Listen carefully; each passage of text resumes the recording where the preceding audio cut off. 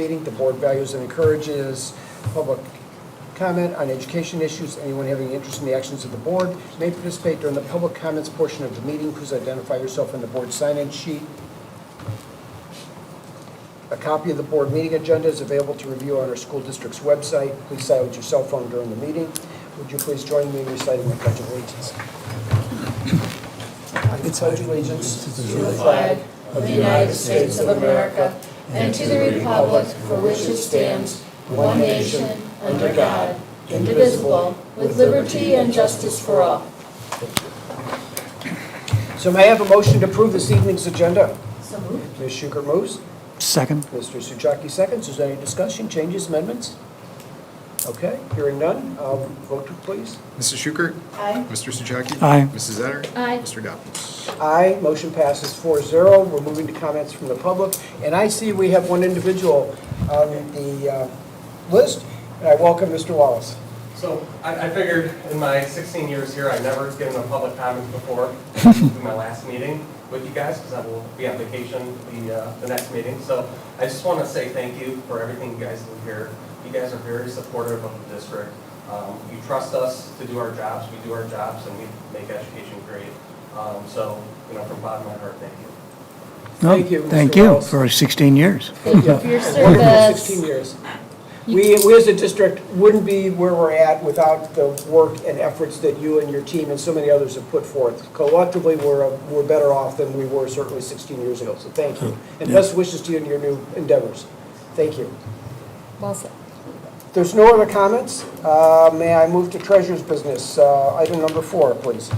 Thank you, Mr. President. Just a couple items tonight. Item 4A, approve minutes. Motion to approve the minutes of May 25th, 2022 regular meeting is found in attachment T1. Item 5A, motion to approve the attached list of purchase orders over $5,000 is found in attachment T2. And item 5B, motion to approve the Schools of Ohio Risk Sharing Authority SORSA renewal agreement with CF Risk Insurance LLC effective July 1st, 2022 to July 1st, 2023 for liability insurance at a cost of $93,973 as found in attachment T3. Ask for those items for approval tonight. Okay, so may I have a motion to approve the treasurer's consent agenda items? So, Ms. Schukert moves, Mr. Suchaki seconds, discussion? whatever. Item 5A, just the 2 purchase orders. If I were to open that lead sheet, the first one is for DNR commercial flooring. That's to replace the worn carpeting in the elementary school, and that's through cooperative purchasing program pricing that we have for the $17,397.86. And we have the Northeast District Athletic Board NEDAB District Track Meet, which was held May 18th and May 20th, and we pay approximately 30 people for that district track meet, and we are 100% reimbursed by that organization. So while we have to make those payments, the money comes in, and it's a net at zero. So those are the 2 items that we have there. And we have our yearly agreement with our property insurance provider. Mr. Evans, myself, we met with them, went over the entire proposal that we have in place. The cost is higher than what it had been in previous years. It was about $88,000 the prior year, so this is, there is an increase on this. It's primarily due to inflation from what our insurance agent was describing to us. He said it was across the board, so this is insurance that we must have in place for the buildings, the buses, the vehicles that we have. So Do you know if we made any claims in the we past? did. Yeah, and did that Actually, affect? we were aware and he wasn't. And did that affect our rate? do He you said no. think? Oh, okay. He said no. He said we didn't have anything significant that would have caused it to go up. Because actually, as Matt said, he didn't recall, and then he had the sheet, and there were a couple that were. I thought there was on it, some, But yeah. nothing, he said he didn't believe those impacted the cost of that. And I think we've already had the cybersecurity that we were uncertain as to what level of cybersecurity we had. There's already some built into this. There was previously, which I don't know that either one of us were that much aware of, but he spent a great deal of time talking to us about some of the cybersecurity things that are in place, and they're a part of this fee.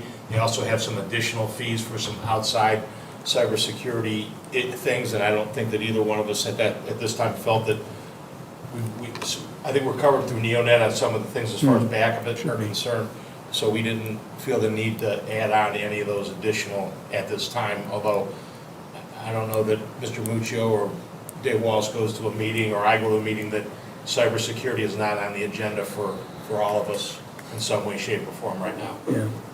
It is a fear, Mr. Evans is exactly correct. When we sat with them, we kind of talk about different situations that affect schools that are out there, and, everybody's trying to, defraud us. It's probably just a matter of time, Mr. Wallace, that, until it happens. I just got a, fraud email that I text out to everybody that just happened recently. So somebody pretending to be Tom asking for a wire transfer of like $160-some-thousand by the end of the day, so. Everybody's trying to stay That on. would barely got me to Yeah. the Cayman Islands. but- Yeah. And Maria, for your question, if you look at the admin portion of board docs, the administrative content, if you look at that attachment, the very last page, page 13, does have the school district's insurance claims on it. So we have a handful that are there, and it talks about what those are, too. Have we been out for competitive bids over the last few years on this? We have not, but we can. Insurance is one area that does not have to be competitively bid, but we can certainly go out and take a look at that in the future year. For the next upcoming year, we can get pricing just to see, where everybody's at as far as the premiums go. We've been with Source in my entire tenure here, and I think a couple of years before that, so I've been here about 4 years. This is for a year, I'm assuming? Yes. I'm sorry. I was going to say, just when we revisit this next year, we'll remember that we had this $5,000 increase, Yeah. and maybe that would give us, a reminder to maybe shop around. you Right. know? And there are a good number of schools that are in Sorsa, so. Okay. Yeah. But yeah, absolutely, we can price around and take a look to see just where the market is. We know inflation is increasing from everything we're seeing, but Yeah, I absolutely, mean, next year we'll my definitely. homeowner's insurance, my car insurance, that all went up this year too, so, I guess if you look at it from that perspective, this is a much larger number, and so it looks daunting, but, I guess it's understandable. Not a bad idea to go out once in a while. Sorsa is tied in through OSC, so there's been some sort of competitive bidding on some level at least, because Sorsa is the insurance company that's tied to OSC, OSC. Ohio Schools Council. Oh, Which yes. is, that's the group that we're a Sorry. member of, that goes out and gets pre-bids on Yeah. a lot of In different which- areas, yeah. so, In which case, we might not, maybe, but it's, Be we can worth the still take a trouble. look, but I just think that gives me a little bit of comfort knowing Mm-hmm. that, because OSC goes through a vetting process to, yeah. And we've had a good work relationship with them, we've had good service from them. Oh, yeah, we've had a couple, if you were to click on that proposal, the very last page, page 13, we do have a handful of Yeah. claims, and each one of the claims, the majority of those I worked with them on, so if I just adjust my page. Some of the ones in the middle, like if we have, they're very receptive. We actually have a weird situation where we had one of our drivers get into an accident somewhere on the east side, and it actually happened in the same month, like 2 or 3 years apart. So I had, you have to get the police report from that police station for where that incident occurred. So I'm making the claim, and I'm going through my emails, and I'm like, wait a sec, I made this claim the exact same month, a couple of years ago. I'm like, whatever we do on that, trip or whatever, that's just a hazard there at that location. So that was just very, very weird that came up, but, yeah. So maybe, getting back to my original Yes. thought, maybe we don't have to go out ourselves, just understand the OSC process. And if we feel comfortable that they've done a good job, then I'm comfortable with choosing their vendor. that may be a work session for us where we ask somebody from OSC to come over and explain what they go through to vet the different vendors, and because quite honestly, I haven't been to one of their general meetings in a while. I look up on their website to see, when I'm looking for things, I oftentimes go there to see if they have somebody approved, an approved vendor. Like when we were looking for alarm systems, I went to look there first of all to see if there's somebody that had done some pre-bidding with them. I try and start there. It doesn't always mean there's gonna be an answer there, and sometimes, and I actually went to the consortium in Columbus, that's not OSC, just to see, on a HVAC issue, to see who they had listed, and I just clicked on the 2 companies they had listed and sent them some random emails just to see if I could get a response from them, even though we're not a member of that consortium. But that's one of those where if we found a better price through another consortium, we would join that consortium to get that price. Mhm. We've done that with roofing, with AEPA, the roofing projects, and some of the other things that we, either through OSC, or we could join on our own, have a membership so we could get that competitive bidding Yeah. price. Okay. Thanks. Those are the only items I have for tonight. Okay. Thank you for that discussion, that background. So we can move to a vote then, please. Mrs. Schukert. Aye. Mr. Souchaki. Aye. Mrs. Etter. Aye. Mr. Dobbins. Aye, the motion passes 4-0. Item 7, treasurer's discussion and comments. Just wanted to quickly discuss grants. So Mr. Young and myself, Mr. Evans, we've been working all year long on our grants. And Mr. Young and myself, we just recently sat down to look at our fiscal year 2022 grants. And this is some of the most, and I was telling Mr. Young this, complex accounting, because we are, if you think about it with the ESSERs, we have more grants because of that reason. ESSER 1, 2, and 3. ESSER 1 is done, but ESSER 2 and 3 are still out there. ESSER 2, you have a look-back period to essentially when COVID basically started. So not only can we go back in time and charge prior period costs to current year grants, but also we're planning for the future, and we have holdover money in the future. So we're looking present, past, and future. Sometimes I feel like I'm in the movie Back to the Future, just driving around in DeLorean as I'm going through this. And everything's organized here, but I mean, I tell you, without these organizational skills and just going through this together, a district can get lost on these. They can book something twice, book it to the wrong object code. We know that the object codes matter in CCIP because ODE, the Ohio Department of Education, is the one that approves our grant applications in the acronym of CCIP that we have to put everything through. So there's a lot of just double checking, triple checking, making sure everything is compliant in here. And looking at our carryover thresholds, we're very mindful of all those on our grants that automatically do, and meeting a scope of expended amounts in that. So it's just, there's a lot. There's more than I've ever seen before professionally with all the ESSERs, obviously. And I can only imagine how some schools like Cleveland and the larger ones are handling it. Actually, I don't want to imagine that. That would just be kind of crazy to think about that with just hundreds of And millions I'd of have to have dollars. someone Right. designated just to do that. Yeah, but it's, we're going along, and, everything's, good, but it's just, there's a lot there with all of our grants too. So, now is kind of the crunch time, and, because we're closing our fiscal year 6/30, so I'm starting to, really think about how this is going to work, as we close our fiscal year. Our salaries, for example, our salaries for teachers, and I was telling Mr. Evans this and Mr. Young, our salaries for teachers spread pay over the course of, however many months. Teachers get paid in the summer, but our fiscal year ends 6/30, so they're still getting paid in July and August. Well, that falls out of the period of the grant, so would those then fall to the next year of the grant? We would just have to account for it in that fashion, so it would be a fiscal 23 matter for it. There was also, whether you code the individuals for the grant or not to that grant account code. I remember back when I was sitting with the first-rank treasurers, and the treasurer from Shaker Heights asked the question to Aaron Roush, who we all know from ODE, and Aaron said, do not code it with grant funds, code it with general funds. So that's what we had been doing, but everybody has been coding it, some with grant funds, which is just easier. But when you get to a certain point, you have to do a chargeback and say what was spent up to a certain point, then do an adjustment in your books for that, and then claim that reimbursement to ODE. So the more adjustments you do on your books, the more there's a risk that something gets double booked incorrectly. So you always want to do it once. So that's just kind of the high risk with the chargebacks. And again, it's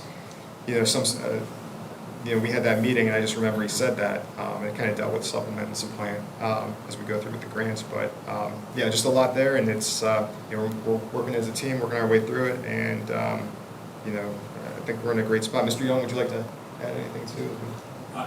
I just appreciate the organization, responsibility of which we use the funds.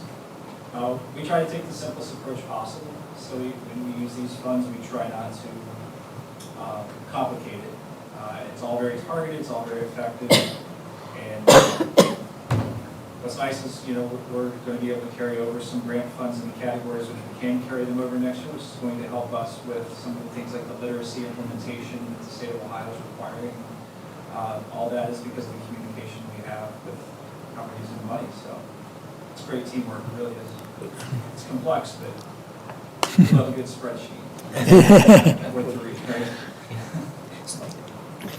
Thank you for that background. I have a couple of questions. One, do you have any idea on a cumulative sense what the prospective forward dollar amount might be? And maybe if you, in a very high-level fashion, what the historical effect might be of these grant funds?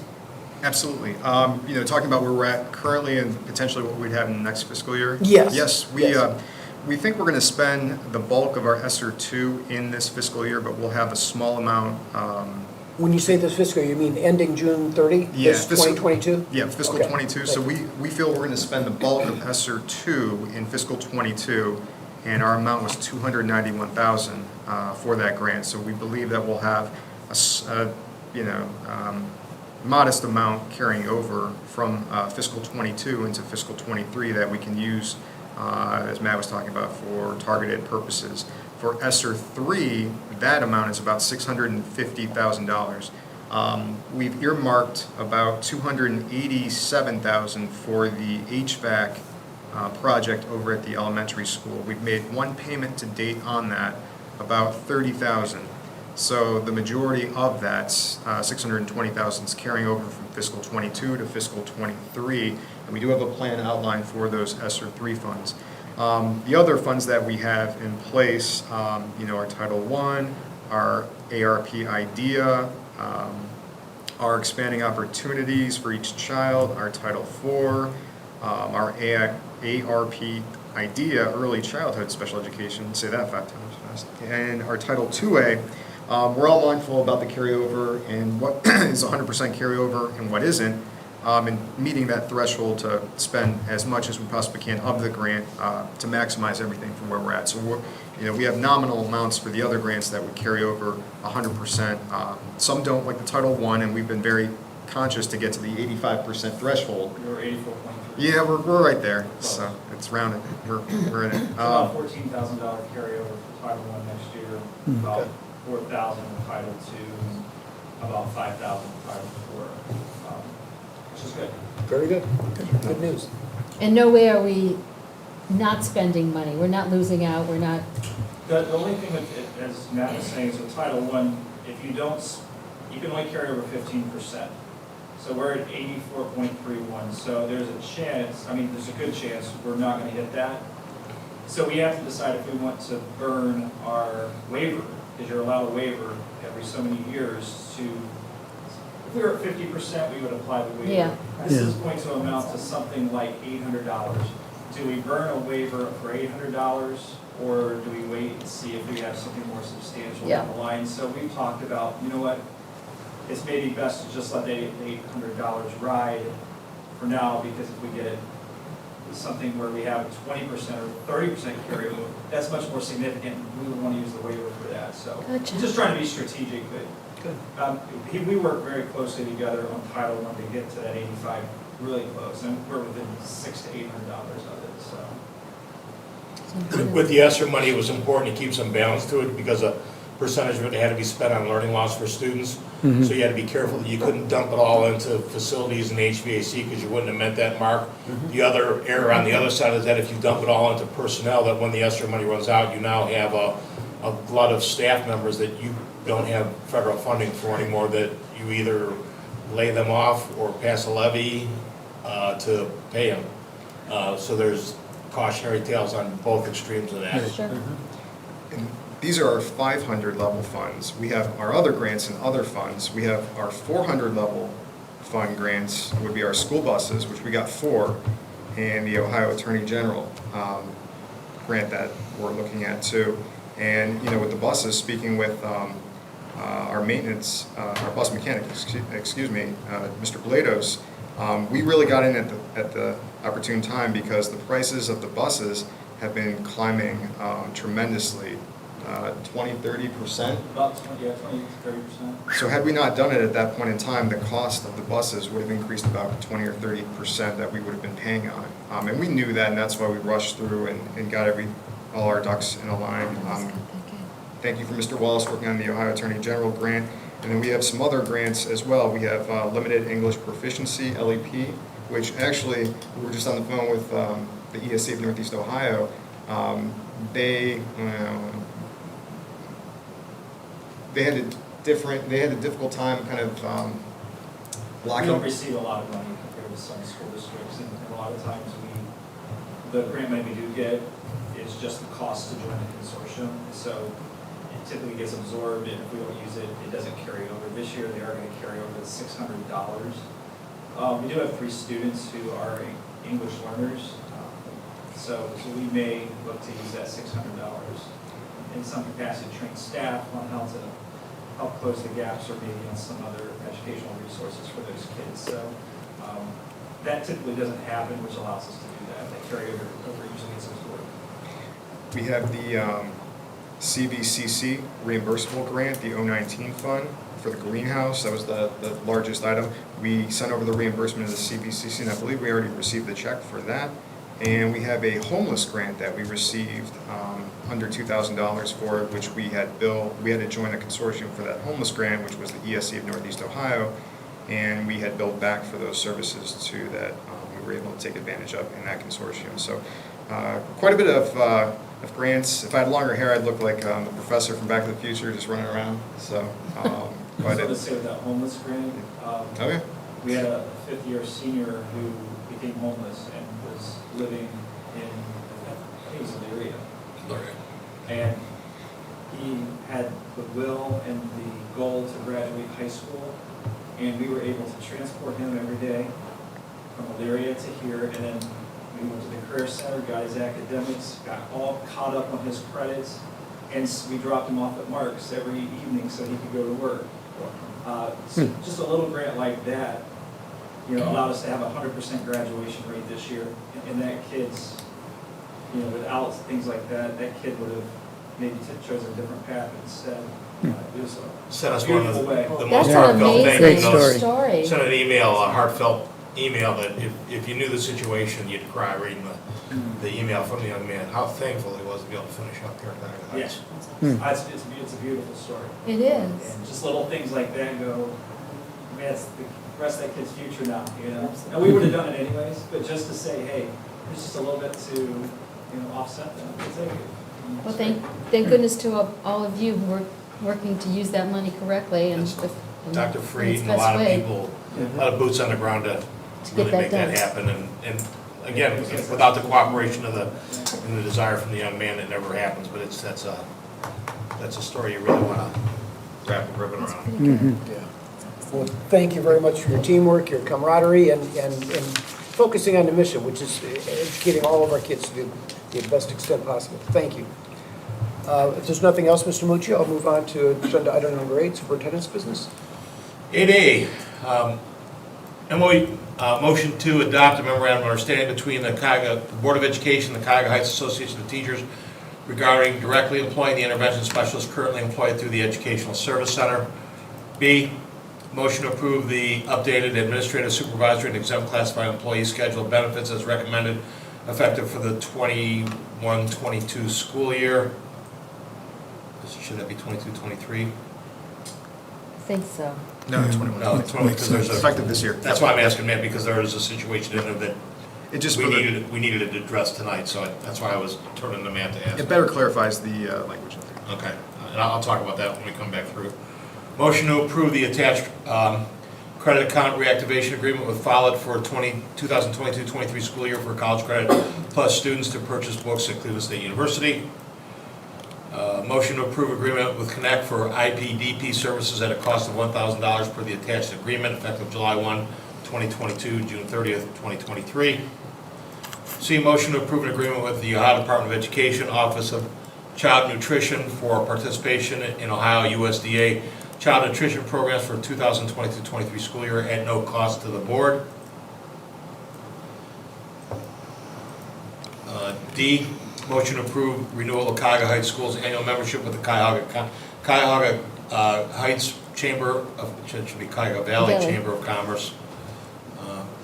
I'll have to amend that to correct it, it's Cuyahoga Valley Chamber of Commerce for 2022-23 at a cost of $325 per the attachment.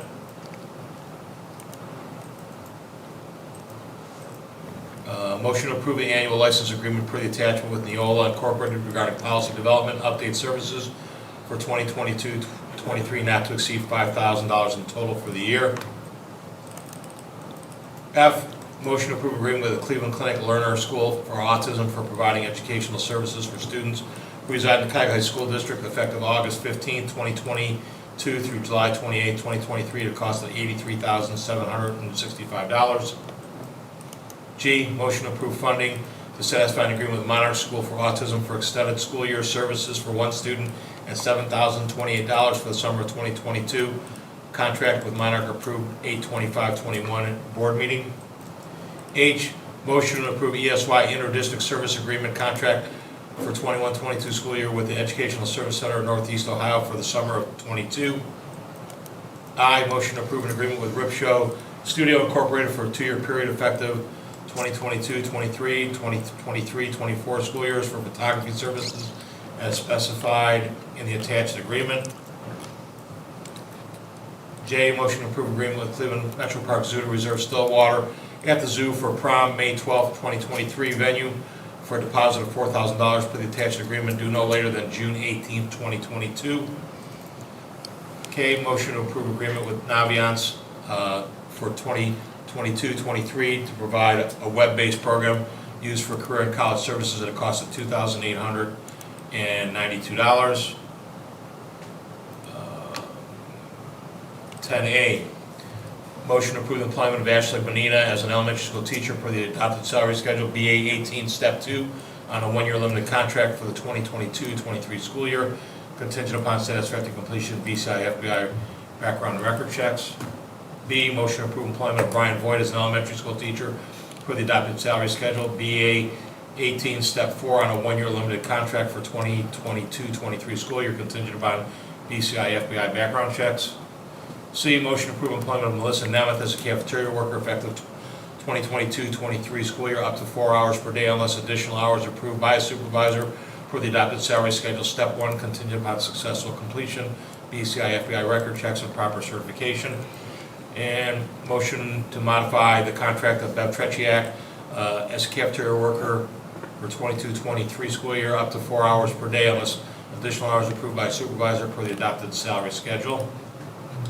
I ask that those items be approved. Very good, thank you. So may I have a motion to approve the superintendent's consent agenda items? So moved. Mr. Sujaki moves. Second? Ms. Eder seconds. Discussion, please. The MOU, this has been, we started this discussion pre-COVID actually, and then we kind of put the brakes on in COVID. Just a brief history, our ESC, our special needs employees have been employed through the ESC since 1978, when special ed services first became mandated by the federal government. The board did so at that time with the thought of they didn't know if it was going to be here to stay. Quite honestly, that was the long and the short of it. Special needs services are here to stay, plus some. We had stayed with the ESC for many, many years. Those employees worked on a different salary schedule, much different from ours. So essentially, at that time, those employees were paid for the same experience less than our employees. In the last 10 to 12 years, when our group took a freeze and a couple smaller raise increments in the early to about 2008 or so, their salary schedule on the bottom end passed ours. So essentially, employees that we hired through the ESC were paid more initially. Now our salary schedule was still higher at the top, and it remains that way. The ESCs, as a first-year teacher, would be paid more through the ESC, but eventually our teachers over longevity time, we have more columns to ours as well. That being said, we currently are the only district left that employs their special needs intervention specialists through the ESC. At one time, Richmond Heights did. I don't know if Brooklyn ever did, and Independence did. Probably 4 or 5 years ago, Independence brought their people over. They brought theirs over one at a time, And Ben told me his rationale behind that, because quite honestly, there was one person they weren't gonna bring as a part of it, but they did that, worked well with, and this is a question I asked of Ben before we ever went down that road. Bob Mengrick was on board with it, Steve Rogaski at the ESC's been on board with it. We met with the ESC people to see if there was an interest. Back at the end of last school year, there was. We kind of got it going, then with COVID and everything else going on, we were back and forth, and finally, Johnny Roy came and said, are we gonna make this happen? So we started to meet again. Matt, myself, and Matt Young had met with Mr. Rogaski from the ESC. There's no issues on the transfer over there. We've met with the intervention specialists, the 9 intervention specialists.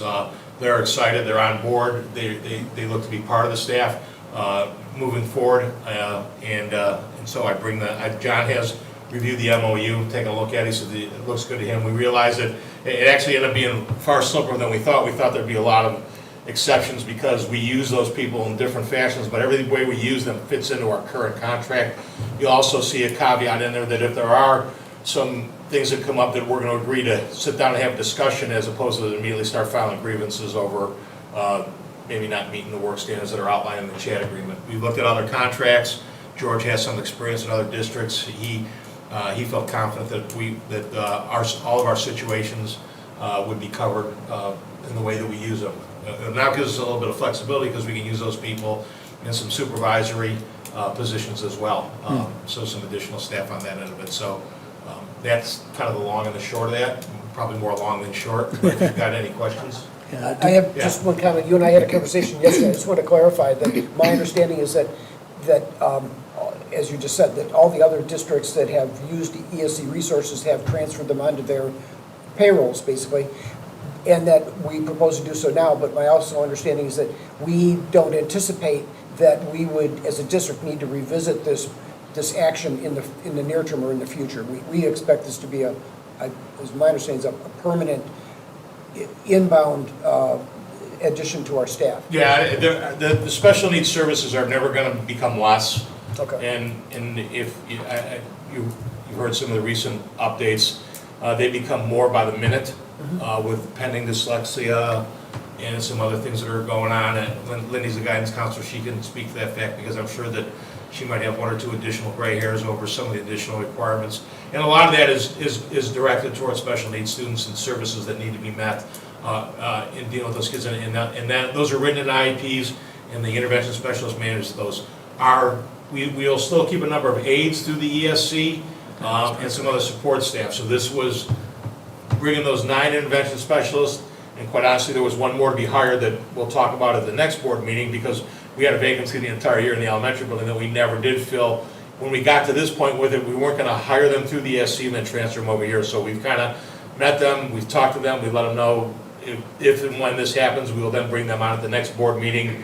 They would then be the lowest on the seniority poll. We made sure that that list that you see, they're hired in that order because that's the seniority for which they have. They don't have seniority within our staff, they have seniority amongst themselves, so they come to because one of my questions was, what if we have a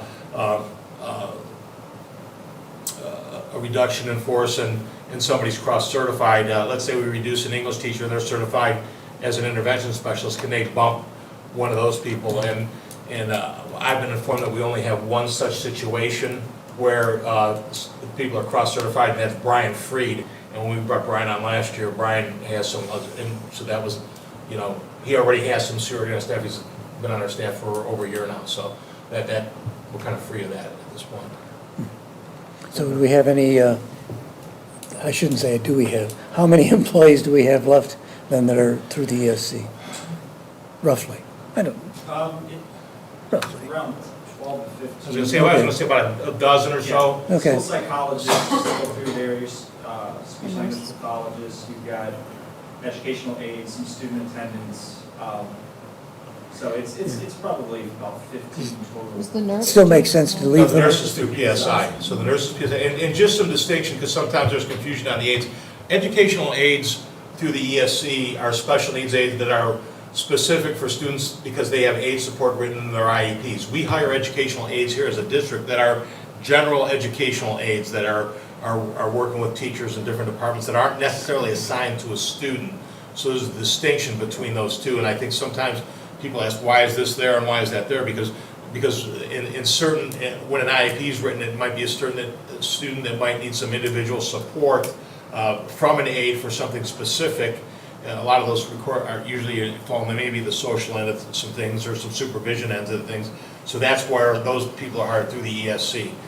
Are the ones that we bring on staff here are quote-unquote educational aides that can be used with a lot more flexibility as far as assisting teachers and those types of things. Right, and the ones through the ESC can be flexible in the sense that if we don't need them, Right, We don't- if a student, and that's a great example, because we just had one last year, we had a student that required, there was an outplace that also had a full-time aide with them.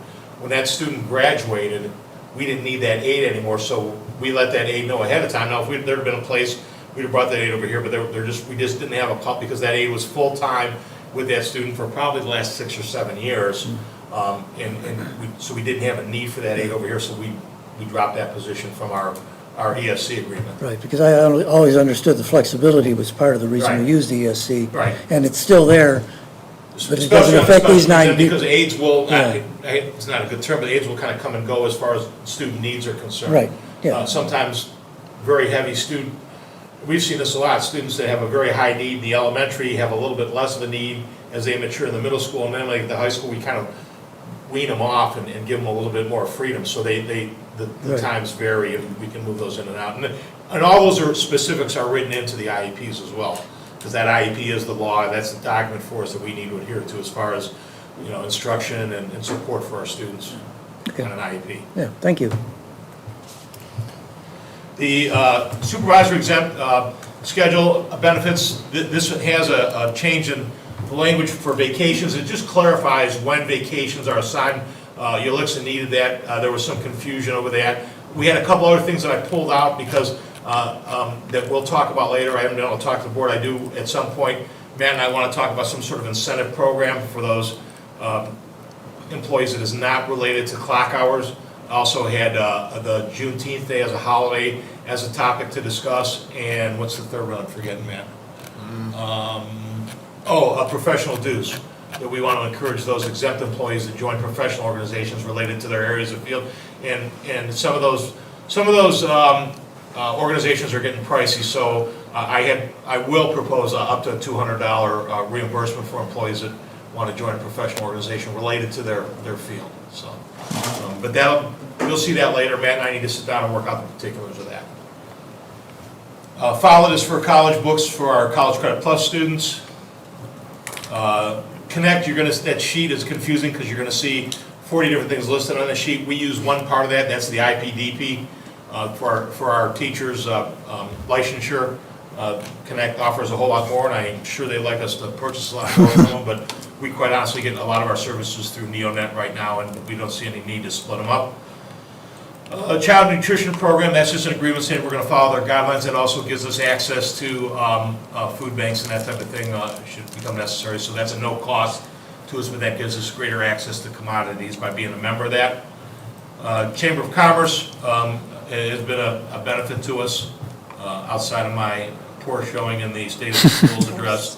Neola, I think we know how well the board docs has worked for us. I don't need to talk about that. Lerner School of Autism, one student, $83,765 is the cost of that. I will tell you, when I first got here in 2011, I think we had 3 at Lerner and 2 at Monarch at probably a cost of close to just under $500,000 for, with the opening of our resource rooms here. Again, you've heard this from me a number of times. Anybody that wanted to come back could, but we didn't force anybody back from an outplacement. There are still some students that are such high need that we can't service them in our resource rooms. But I think this is our, Matt, correct me, this is our last currently outplaced student. That doesn't mean that somebody doesn't move into the district or something doesn't happen where we have to look at that again. But that's just the, again, probably the longer than shorter version of the history of that. Agreement with Monarch, that's for extended school year services, that's for summers, that's for our summer services that we're required by law to provide for the students per their IEP. interdistrict agreement with the Educational Service Center. Again, those are for the summer services support you'll see in there that we're going to provide for the students with summer school. Rip Show Studios for 2 years. This, I guess I'm not real excited. I talked to Bill Ripshow more than I'd like to. This is one of those where I think Life Touch is the biggie right now. And about 7 years ago, Life Touch gobbled up about 7 smaller groups. We went with Life Touch for 1 or 2 years. That was a disaster. Those of you that know the history know that we were with Ripshow way back in the 70s. I think Mark and I had to drive over there to get our pictures taken to Ripshow. But they're just, and I know there's some local people that have done like sports pictures for some of our kids that do a phenomenal job. We've talked to some of those, as a matter of fact, one of them even, we got a proposal from maybe 5 or 6 years ago that they can't handle the volume that we handle here. And one of the things that Ripshow won't let us do is he won't let us split out athletics from our regular student pictures, so it all gets kind of pulled together. So we can't go a la carte on some of that stuff, which is unfortunate for us. In a perfect world, we hunt around and find somebody. One of my goals when I took over as principal was to never ever again have a student listed as not pictured in the class composite because they couldn't afford a school picture. So all of our seniors get a senior picture taken on picture day that at no cost to them. So that every senior is in the class composite moving forward. So those are some little things that we've done. But again, I'd like to explore some more choices out there. But that's one of those things that gets pushed to the back burner, and then when it comes time to do it, our backs end up being to the wall, and it's choice A or choice B, and I'd rather have choice D, E, or F, and there isn't one out there. So, Metro Parks for prom for next year. That's Stillwater. We were there the first year it was open. It was unbelievable. Yes. I think that year we went out. We were like the first school to have a prom out there because they had just opened it that spring, and I think the year after, I think they doubled the price of the place because it was like in such high demand. So, that's all student activity funds that pay for that. So, the student raised those funds. Yeah, it is, we'll comment, it is a great place. I did go to that prom. It was neat. Like I said, we were like the first school, because our class advisors were kind of on the ball, and as soon as they announced, they were over there the next day touring, and then really shortly thereafter, they almost doubled the price of the rental, because everybody wanted to be there, weddings and everything. Right. They were booked for about 3 years out right from the get-go, so. Agreement with Naviance, that's for career and guidance counseling services. Mrs. Schuger probably has some knowledge of that, because Naviance is one of those things used on some levels by a lot of school districts.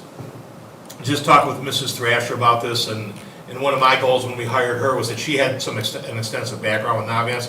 I've always felt that I didn't feel like we were getting our full potential from Naviance. Holly's done a really good job of working with some things of that, but quite honestly, there's a couple of new up-and-coming services that may, down the road, cause us to go away from Naviance and go with somebody else, especially because we're going to have to start tracking some students beyond graduation.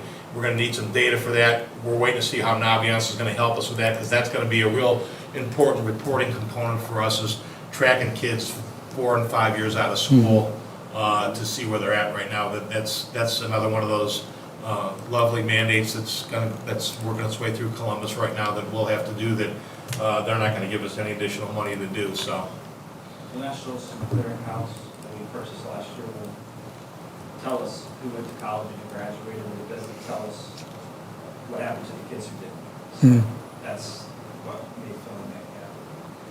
there's some service to that for me, and Mark and I had a conversation yesterday. I want to tie some of that into what we do with our Business Advisory Council, because I think and I'll talk about this, there's a big gap of kids that go to college and maybe don't finish or realize college isn't for them, and then we don't ever hear back from them. And those are kids that are really, really solid, good kids that end up kind of drifting and finding a job. In our Business Advisory Council right now, are chomping at the bit between Welton, Weinberg, and Reese, the law firm, and Charter Steel, and the old Howmet, and corporation is just within a 5-minute drive where all these students live that are family living wage type jobs that starting at $40,000 a year range that kids could raise a family on tonight. as opposed to maybe some of the service industry jobs that start at, $10 to $12. It's a little bit more difficult. So really looking to make a connection there and see what we can do with some of those things. And hopefully that will help with it. On the employee end, Ashley Bonino was recommended for the one elementary position. Brian Voigt did a long-term sub for us, got his certification, is going to help us out. In the pre-K, again, it has his intervention specialist, I believe, as well, and that helps us with that current situation over there. And 2 people in the cafeteria. Bev's been here. We just upped her hours to 4. They're all on 4 hour, up to 4 hours then. And Pam's done a good job of managing her personnel, and I want to give her the flexibility to do what she needs to do. So those items for approval. Okay, thank you. Thank you very much for that background. If there's no further discussion, we can move to a vote. Mr. Souchaki? Aye. Mrs. Etter? Aye. Mrs. Schukert? Aye. Mr. Dobbins? Aye, the motion passes 4-0. Item 12, Mr. Evans, discussion comments. And I'm looking for some feedback on the board on this. My intentions were to close the district on June 20th, which is the recognition, the Monday, the recognition for Juneteenth. That's a state and federal holiday. We have not passed the policy yet, recognized as the date, and I'm kind of thankful we didn't, because the policy that Neola first sent out was wrong. So they just sent out a corrected policy recently. Probably the largest percentage of school districts in Northeast Ohio are recognizing that as a holiday for their 12-month employees, and that would be the group that it affects. What we would do, because not everybody is recognizing that, we still have some students that have some ESY services that we would run, and because it is a holiday, we would pay those employees that drive the bus or van and their aid that day, we would pay them what we normally pay a holiday pay rate to do that. But I wanted some feedback. I haven't announced it to the staff yet. I told them I was going to talk to the board to see your feelings on it. I will tell you that as soon as that we get the corrected Juneteenth Day policy, Mr. Young and I will look at that and then bring it to the board for approval to add to our policies. But we're kind of caught in between on negotiated agreements right now. It's not in either one of them. As I said before, I would like to add that to the exempt benefits as well, because again, it's recognized nationally and through the state of Ohio as a holiday. So your thoughts on that? Just to clarify, so what you're asking is for the board to consider this for this year only, and then we would subsequently look at a policy that'd be more. Allow me to close the district in recognition of Juneteenth, the holiday, Okay. on June 20th this year. This year only at this point? Yeah. Okay, thank you. I would, if you're looking for feedback, I'm Yes. supportive of it, given that it's a federal and a state holiday. And can you give a general overview about the number of districts in this area, or even in Ohio, that are participating in this holiday, who are supportive of it or Yeah. granting it? There's a large percentage, and then anybody that's not, there's a spreadsheet between the superintendents, anybody that's not has a little note that it'll be addressed in their next contract discussions with their unions, because the unions are gonna bring it to us if we don't bring it to them. Right. So Okay. I mean, that's essentially where, within that cycle of contract renewals, every district will be there. We had just renewed ours, we're a year and a half out from ours, so if we put it in policy, it's a part of it, and then we can work on an MOU with the 2 associations, and then that will be in place until we go through the next negotiations, and then add it to the contract. Okay. Yeah, CVCC does recognize it, but there's some, I don't remember the details, but there's some sort of maneuvering to make it work for this year, and then next year it'll be cleaner. I'd have to talk to Dave about that if you need information on how he managed to do it. So if the board were to propose and adopt this year's Juneteenth holiday, would it apply to all employees, or just those employees who are otherwise scheduled to work that Just particular day? at this point, just the 12-month employees, which is one of the reasons that we, 11th and 12-month employees, which is another reason why we want to make sure we bring the policy to you, because that it wouldn't apply to anybody in the teaching staff. There are some secretaries that will be done by that point in time, some that are not done by that time, so it's. So if you had to guesstimate how many people you think would be subject to this holiday grant? How many All the employees? exempt staff, so, all the administrative team, Matt's office, custodians, And then any 260 secretaries. and which there are 2 So of them. maybe 15 people? Yeah. Yeah. Maybe 15 It's people? Okay, 15 to 20 people. all right, thank you. And if the board wants to support this proposal, during the board portion of the meeting, you would propose that the board would put out a motion and vote on it? Is that how you want to? That's fine, we can add it. I mean, it's not something that can be done administratively. It's it can't be done administratively, correct? Well, I don't know that it can't be done, and I talked to John Brennan today, he said I absolutely have the ability to do that Oh. with your, as long as I'm in agreement, yeah, I absolutely have the ability to to ask it for that without, in the terms of a motion, that was what John told me. But, well, just so I understand. To close the building that day in recognition of the holiday. Right, but can you do that with board approval only, or you don't need board approval to? Well, I'm bringing it make to you that because if there's an opposition, I'm not gonna do that. Of course. He said that I have the ability as superintendent to do that. Okay. And in other instances I have done, when we have the district track meet, we do an early dismissal that I don't get an approval from the board to do that. Mm-hmm. We clean the building out, clear the kids, so we've got, because we're bringing in 26 other schools here on that day for the rest of the day. So there are occasions when I've done that without coming to you seeking necessarily the approval of it. I've altered the schedule, the calendar. So Okay. this has a holiday involved in it. I want to have the discussion with you. Yeah, I would think a holiday would carry a little more weight than just an early dismissal on a I'm not arbitrarily saying we're Yeah. going to give my birthday off because it's a Yeah, great right. day. Well, it is. But, Well, you're looking for feedback, so I'm supportive of granting that holiday for the 15 or so people, and I understand that we're gonna see a policy at some point. Yes, that's revised absolutely. and updated and corrected. Matt, have you gotten the updated policy yet? Yeah, I provided you two Okay. copies, it's in your mailbox Okay. in your office, so we were gonna look at it potentially either June 22nd, or we would look at it in July for a first reading. It's, Right, but it we wouldn't, get another year. exactly, it would, yeah, be very So, early. yeah. Okay, And the reason they just sent it is because the one they sent last year was inaccurate, so I'm happy we didn't approve a policy that was not. Yeah, the law Necessarily had faulty language, it said it only applied to your 9 and 10-month employees and not your 11 and 12-month employees. And Backwards. that was wrong, it should only apply to your 11 and 12, so they go back and correct that, and the governor signed it at Muccio. It goes into effect, like, almost like, next week or something, I think, is the 90-day period. So it goes into effect right before the holiday. So, Yeah. yeah, but we've got policy template that we can fill in and bring it forward. well, getting back to the authority piece of this, do you advise that based on what your conversation with John, would you advise that the board would have a motion, or are you just saying that? John as didn't long say as we it support it needed one. John said I had the authority to do that and ability to do that. Okay, I told him I wasn't going to be a discussion topic with you this evening. okay. Well, you're looking for feedback, so I'm supportive of what you've proposed as outlined. I'm just one of four tonight, though, so I can't speak for everybody else. No, that's fine with me too, I have no problem with it. Ms. Schuker? I'm fine with that. Okay. I'm feeling a little rushed with it, actually. Okay. I'm not feeling that comfortable with it, because I feel like there's too many moving parts right now that aren't definite, and it's coming up quite late, because isn't it like just around the corner? It's the Today's 20th. Yeah, It's a nationally recognized holiday, so you're saying you don't want Tiger Heights to honor that until next year when the policy is set? yes, Okay. Well, maybe we do need to put it in the law. but Yeah. I'm only one opinion too, so. Well, I just think a nationally recognized holiday, it's ridiculous for anyone. Why don't we just add, if one of the board members would, when you get to your part of the business, add it as a resolution. Okay, that's what we'll do, and then it'll be a Okay. clean line of authority. All right, thank you.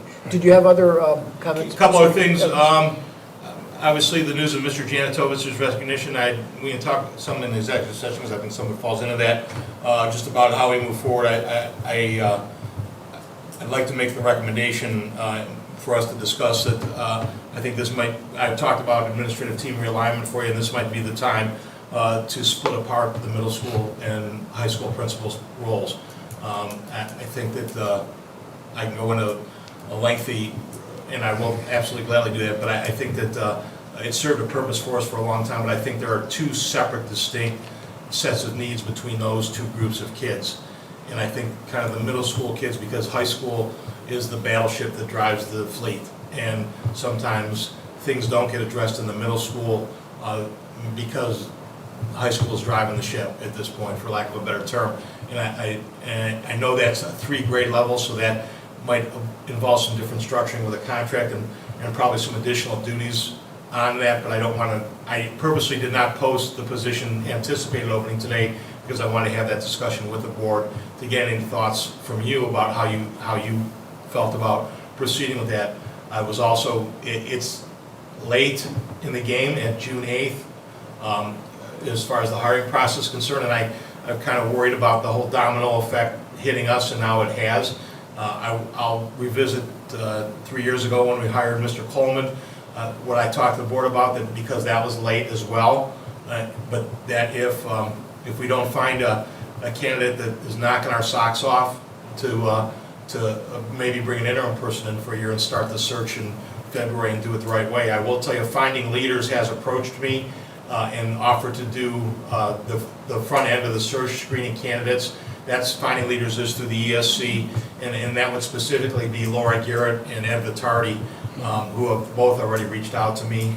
There'd be a fee involved in that for us, but they would do the initial screening of employees, and they've done some recent principal searches as well right now. I don't know if the board is thinking along that lines. I've just already today canceled some meetings for the end of this week, knowing that this is now will be front and center on my plate for the near future as we head down this road, because we need to act relatively quickly right there, because the July 10th date, I think people are going to be more sticky about that now than ever because of the recent retirements and late resignations. I think some people are going to say to some of their employees that asked for release after July 10th, no, which has not happened in a long time, but just because of the difficulty in filling roles. I do know there are some interims out there that have served some roles. I'd have to do some research to see who exactly is available, but I've already got a short list of people that I want to sit down and talk to about our position, but I'm looking for a little guidance from the board as to your feelings about my recommendation about splitting those 2 roles out at this time. I like that idea. Again, being in education, the needs are completely diverse, and I think I like the idea of finding other responsibilities. You know, we've talked about shifting some responsibilities, or you've talked about shifting some responsibilities among the administrators. I think this is a perfect time to do it. Doesn't mean it's gonna be an easy job, but I like that. Finding Leaders, I would say, unless we really need it. Okay. Just because I think you'll find, I think you'll find it. But again, if you need it, go for it. What was the other thing? Interim? The exit, did you say it already? Or? No, I didn't get, I was going to get the exit interview next. I'm going down the list. I was going to get the exit interview next, yeah, I wanted to. All right, but so yes, I Okay. like the idea of splitting it out, and I trust our team to come up with, you know, what those responsibilities and roles look like.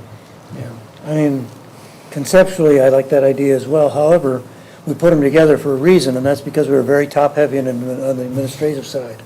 And I think we're moving back in that direction, so I would be very concerned about adding an administrator at this time. And I would could say- see reshuffling the number that we have, but I just have trouble with adding a whole person at I this time. think the top heaviness is outweighed by the student need, quite honestly, and I think that, you know, Tom Burton was the last solely designated middle school principal that we had here. And just from some, and I haven't talked to them, but just talks with some of the middle school people this year, they bring a number of really valid points. There's that the discipline for middle school kids is different than it is for high school kids. Some of it's just a different level of discipline at some point in time. There's curricular needs that need to be addressed with middle school kids and middle school students that is different than the high school students. And just the support for the teachers on the middle school end, the presence, because right now everything's moved to that north end of the building. So I from my discussions, and quite honestly, the one group that you would think might be opposed to this is actually came to me and suggested a while ago, and that's the teachers union. The teacher said, you need more administrative help. And that, you don't hear that too often. You hear teachers unions come saying, we need 6 more teachers, and we need more. They came and said, listen, I think they saw kind of maybe an effect that might have had on spreading Mr. Janatovich too thin. They also talked about the timeliness of evaluations. We know right now, the evaluation process from back when Tom Burton was here to right now, the time involved in evaluations is probably 4 times what it was then. And that's 35 or 36 personnel for one person to do the evaluations of over a year's time, which in itself, if you map out the hours, is a lot more hours than what it has ever been in the past. So those are some of the things that bounce off my head, and just the support for the students.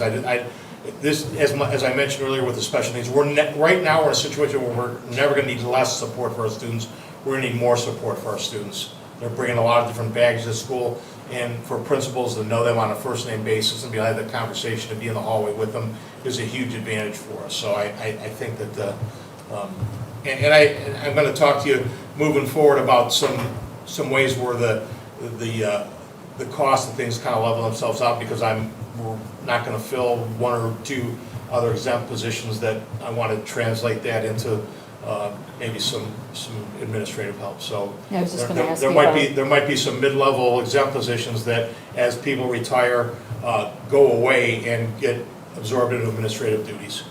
I was just gonna Okay. ask you about what you might estimate as the additional cost. Well, Or additional person. I can tell you that that person, quite honestly, because they do have 6th grade levels over here, the high school with it's a whole different animal, because it's apples to oranges.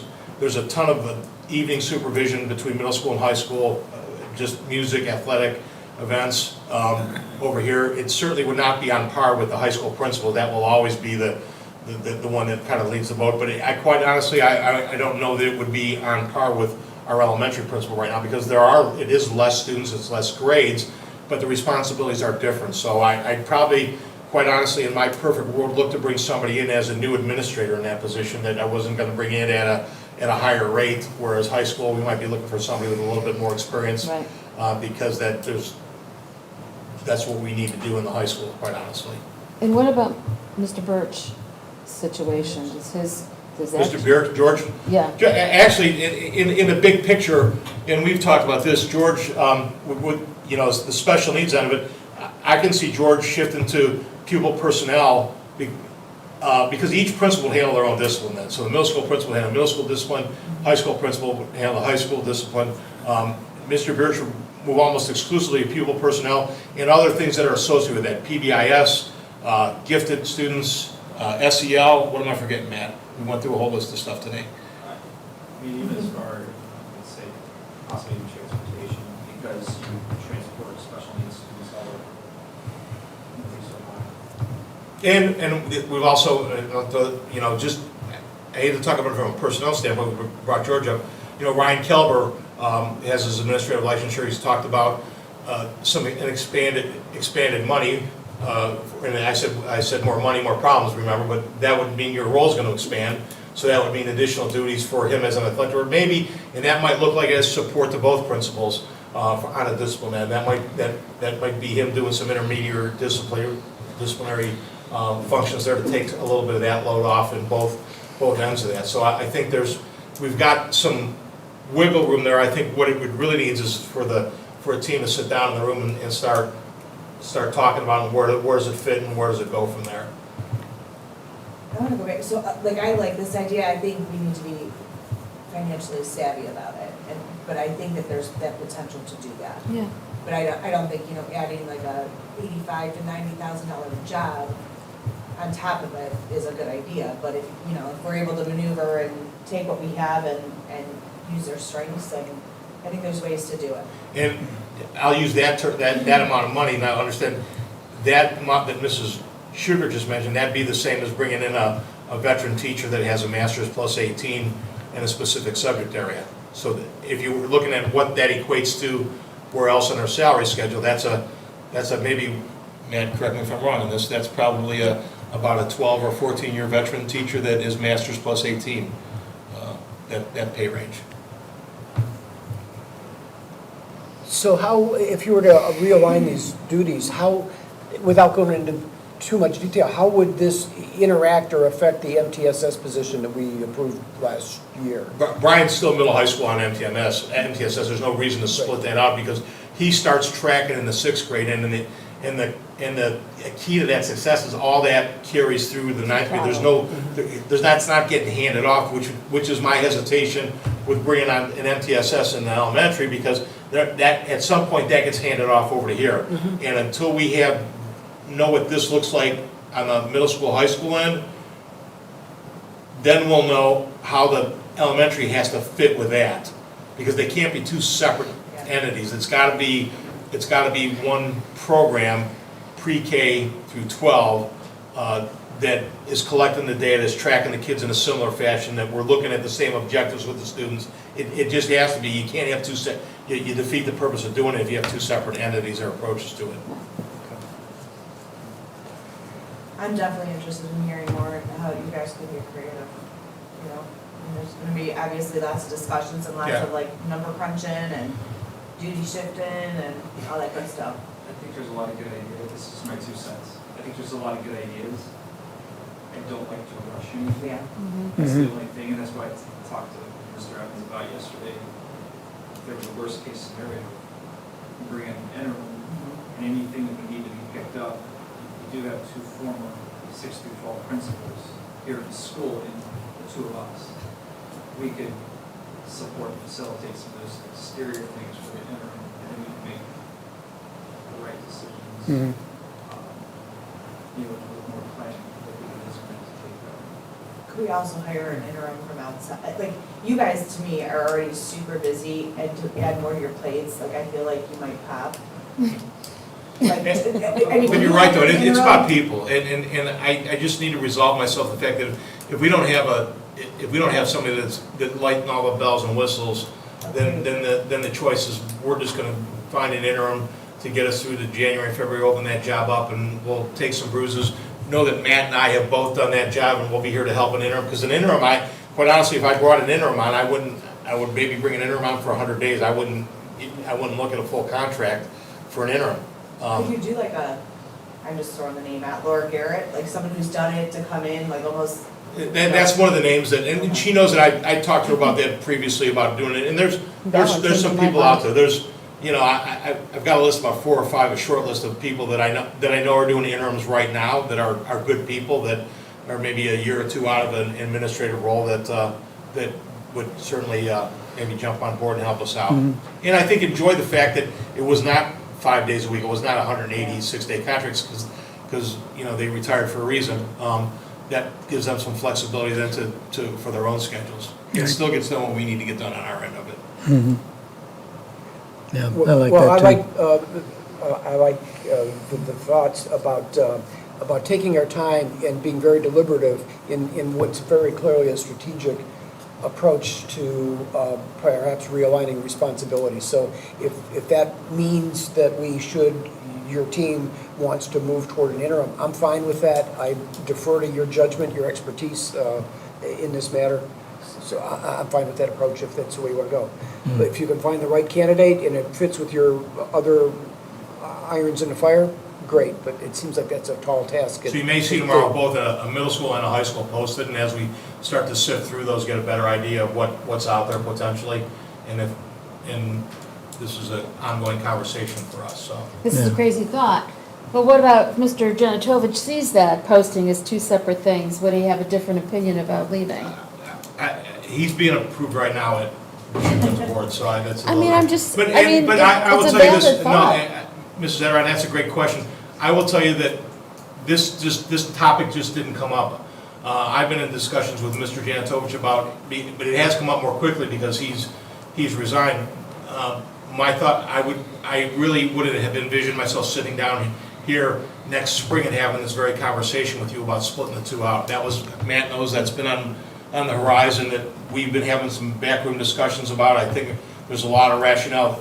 With the resignation, it's kind of brought it to the forefront right now, because as opposed to doing a 6-12 for 1 year and then splitting it out, I think that's the wrong way to go with it. If we have the opportunity and we can do it correctly, now's the time. But I did have that conversation with Mr. Janitovich, that one of my goals, this was months ago, moving forward, would be to split that back out into a middle school, high school, with him being the high school and finding an appropriate middle school principal out there. So that he was aware that was on my radar. Okay. Do you need any more feedback from the board on this? No, matter? I Okay. think I got a pretty good understanding. The last thing in regards to his resignation, you brought up a great topic yesterday about exit interviews, and I have not done exit interviews before. But what I would request of the board is that 2 board members would be willing to sit down and do an exit interview with Mr. Janitovich. there's a lot of things that I think play into him making a change right now, but I think if two board members and sat down with him, that might help us, 'cause without me, because quite honestly, if I'm part of the reason, he might tell you, and I want to know that, because I want to be better. If that has a factor in it, I've outlined in your updates some of the things that I know that are factors, and some of the, things that have weighed heavy upon some of the administrative team here recently, so. But I would ask if two of you would be willing to do that, to schedule time, and I just kind of ran it by him today, said, at some point, two board members may want to sit down and do it, and he said, I'm on board with that, that's fine. Yeah, I would be willing to do that if it fits my, when it's scheduled, fits my schedule. I'd be really willing to do it as an educator. I think that Okay. we actually have stuff to it. And I also just mentioned something to Dave Wallace when we walked in today too, since we know he's leaving. It'd be nice to maybe do an exit interview with him too. I think just moving forward, Great idea, I think absolutely. it's important for us to get feedback, because there is a huge, education's very transient right now. Yeah. And, for a place like Haga Heights where, usually people come here and stay here, the times have changed, and let's, see how we can be better if it's something that's in our control. And my fear is that I'm standing too close to the mirror, that I don't see the whole picture, and if I need to take a step back and get a broader look at it, then I'm certainly very well and able to do that, but that may be something, maybe more forthcoming with you than, so. Thank you. Thank you, Mrs. Etter, thank you, Ms. Schuker. I promise I'll make the rest quick, so. Summer projects are underway, the roofing materials were all put on the roof today. They did a great job of getting the crane in and out of here by noon today, so it kind of disrupted the back parking lot. Fair Funding Summit, Mark and I went down yesterday, I'll let him address that. Dave, thank you. I know yours was short and sweet, but you went through the wars here, you cut your teeth here. You went through some things that no employee should ever have to go through as an employee, and we'll miss you. Yep. And with that, I think I'm done. I hope I'm done. Okay. State Superintendent of Education, Dakin, who's been named 2 weeks ago, is now resigned. I saw that. And the reasoning was because he was on the committee that set the salary and did the job description, so technically there's a conflict of interest with him resigning and then gaining that position. So he has to sit for a year if he wants to be considered for that position.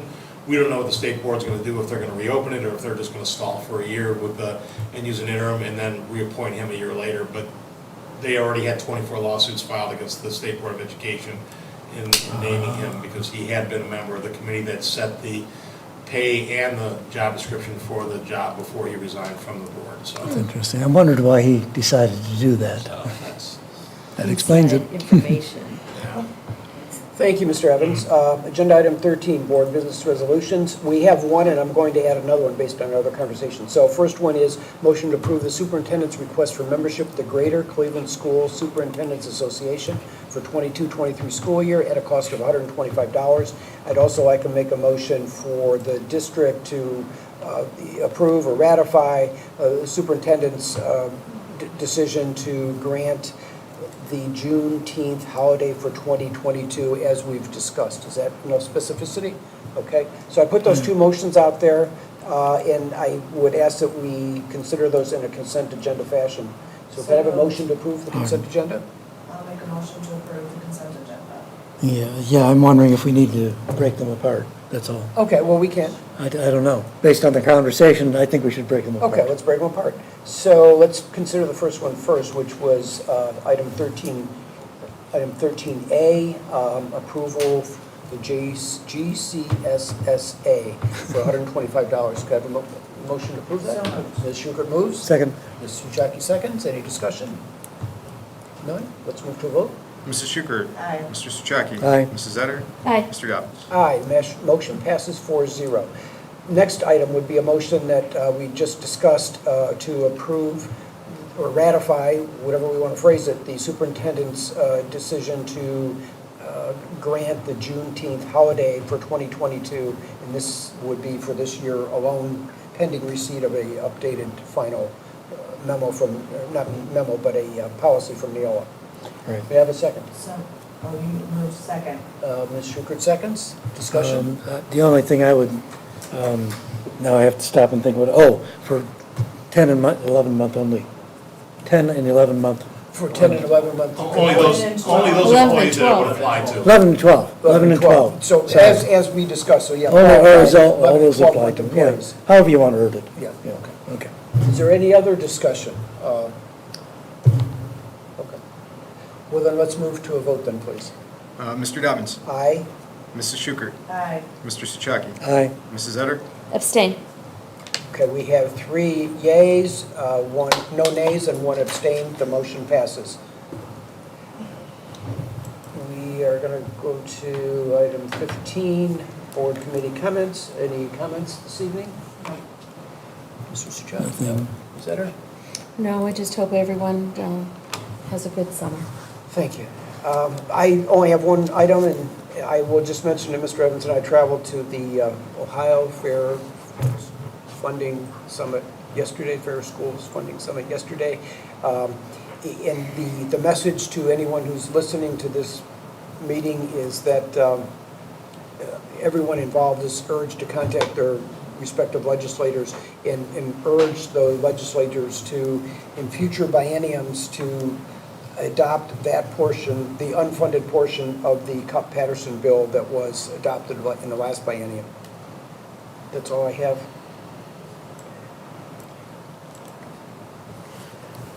Any future agenda items?